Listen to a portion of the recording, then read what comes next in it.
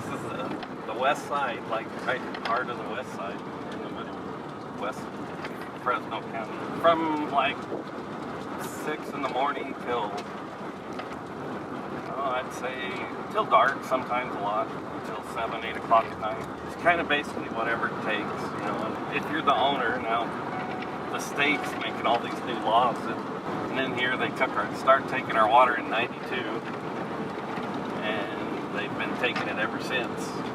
It's the environmentalists, they're using fish and any excuse they can think of there's plenty of water to go around. It's just they just don't want us here, and I don't know what they're thinking, you know, on where they're going to get their food from. And they're supposed to be college educated and a lot smarter than me, but it just don't make sense.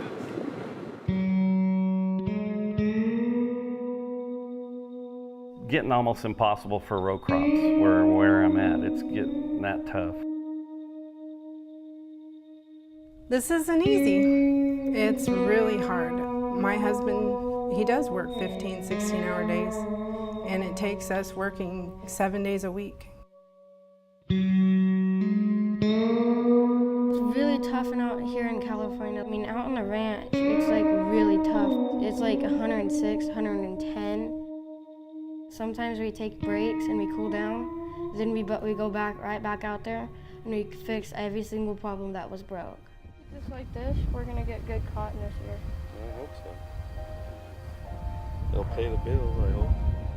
Joe is one of those type of people that he's going to do whatever it takes. So he's out there farming, like you said, at 6 a.m. I know sometimes it's earlier.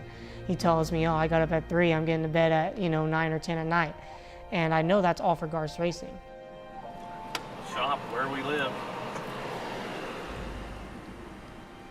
It takes a lot, and it's nonstop. There's times where we're at the racetrack and we are focusing on the races, and thank God, because we need that release. But Joe's on the phone, he's working. When you're doing it, you're just sitting there going every weekend. I'm trying to farm and run the trucks and running all weekend, racing, and we go everywhere. We race every weekend, and seat time's big. These people, they just want to race. I mean, there's no off weekends for them. And that, to me, is big for Garth, because he doesn't need an off weekend. He needs to keep racing as much as he can. Garth was helping me the other day. It was hot, it was 106. He was like, Dad, this is hard, golly. And I said, Garth, drive that race car like I know you know how. Show people what you can do. And I said, you won't be 53 years old like me out here in 106 degrees. When Garth goes out there for the first time, and then I see what he can do. And I'm a realist.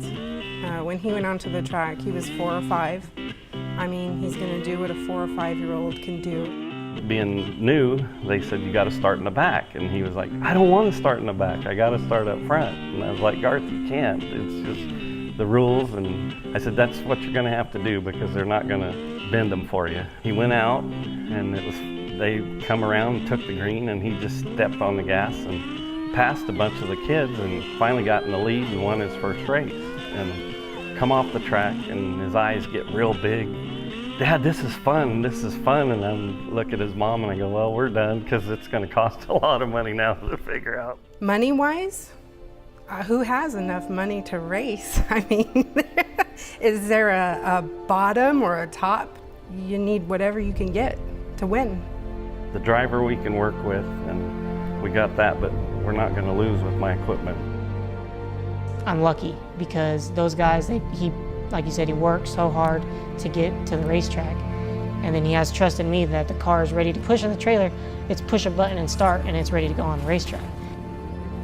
We don't have a lot of money, and I'm just a farmer out there that when I get to a certain level with my funds and where I'm at, it's going to stop. He has got to be marketable to where people want to put him in their car. In this whole world, there are millions of boys and girls. He's got some natural ability, and I only ever ask him to live up to that. and my standards might feel high, but in our camp, in our team, it's not. It's what he does, and that's the bar that he has raised himself. Well, he's so driven to do good. The kid, he'll sit in the car sometimes, and then you look in his helmet and his eyes are just focused. Look straight ahead. He's just like in this zone.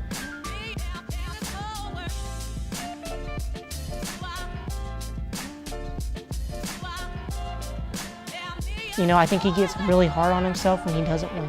There'll be times he comes in from a heat race and all he has to do is finish top 4, and I tell him that. And he's like mad because he ran second. And I like that. I like that he's mad. I like that he wants to win every time he gets on the racetrack. We go out on the track and there might be 20 cars on the track, but we're only ever racing one car, and that's ourselves. If I do what everybody else is doing, then I'm not going to win races. And on this team, that's not acceptable.